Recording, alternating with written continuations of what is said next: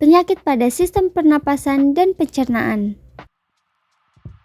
Halo semuanya, perkenalkan nama saya Isnil Tazkiyatun Nufus dari kelas 11-6. Kali ini saya akan menjelaskan masing-masing satu penyakit pada sistem pernapasan dan pencernaan. Penyakit yang pertama adalah tuberkulosis, yaitu penyakit pada sistem pernapasan. Apa itu tuberkulosis? Tuberkulosis atau sering disingkat TB atau TBC adalah penyakit yang disebabkan oleh infeksi bakteri Mycobacterium tuberculosis. Bakteri ini dapat masuk ke dalam paru-paru. TBC adalah salah satu penyakit menular. Gejala-gejala TBC yaitu sesak nafas, batuk yang berlangsung lama hingga lebih dari 3 minggu, batuk berdarah, demam, dada yang terasa nyeri, mudah merasa lelah, dan penurunan berat badan. Penyebab TBC adalah masuknya bakteri Mycobacterium tuberculosis ke dalam paru-paru. Beberapa faktor yang dapat meningkatkan peluang tertular TBC adalah perokok aktif, memiliki sistem kekebalan tubuh yang lemah, orang yang mengalami kekurangan gizi, dan orang-orang yang bekerja di lingkungan berisiko tinggi seperti panti jompo atau tempat penampungan tunawisma.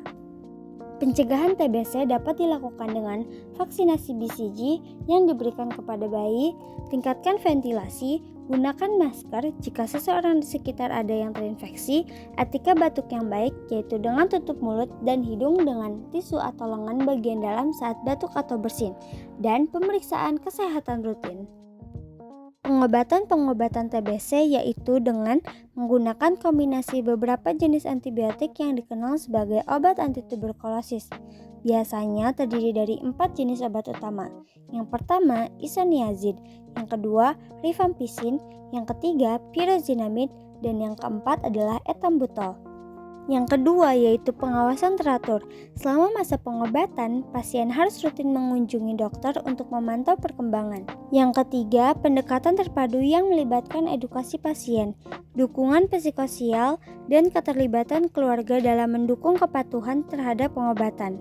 Yang keempat, pengobatan TBC resisten obat, yaitu menggunakan kombinasi obat yang lebih kompleks dengan durasi yang lebih lama dan memerlukan pengawasan yang lebih ketat juga lebih mahal. Penyakit selanjutnya yaitu penyakit pada sistem pencernaan yaitu GERD.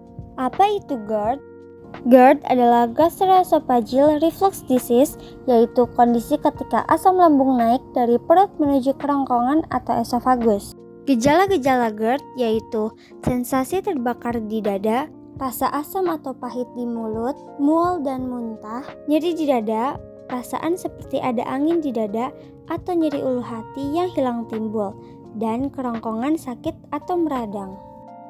Penyebab GERD adalah melemahnya otot LIS, yaitu otot berbentuk cincin yang terletak di bagian bawah esofagus, tepat di tempat esofagus terhubung ke lambung, sehingga tidak mampu menahan isi lambung atau asam lambung agar tidak naik ke kerongkongan. Ada beberapa hal yang bisa menjadi penyebab GERD, yaitu obesitas, gangguan jaringan ikat, misalnya lupus, merokok dan minum minuman beralkohol, serta kebiasaan sering berbaring atau tidur setelah makan.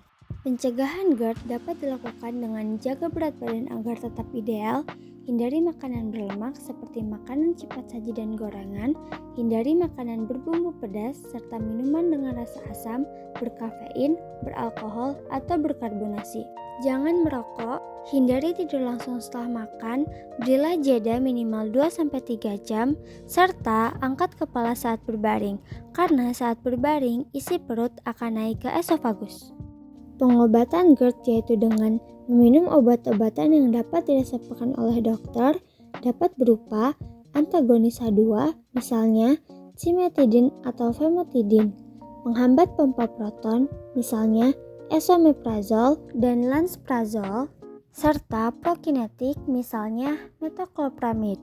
Operasi fundoplication atau pengikat otot LIS, yaitu membuat sayatan sebesar lubang kunci atau artroskopi, dan operasi pemasangan alat links, yaitu alat berbentuk cincin magnetik yang dililitkan pada otot LIS. Itulah penjelasan singkat mengenai penyakit pada sistem pernapasan dan pencernaan. Semoga apa yang saya sampaikan dapat bermanfaat. Dan mari kita terus menjaga kesehatan tubuh agar terhindar dari penyakit. Thanks for watching.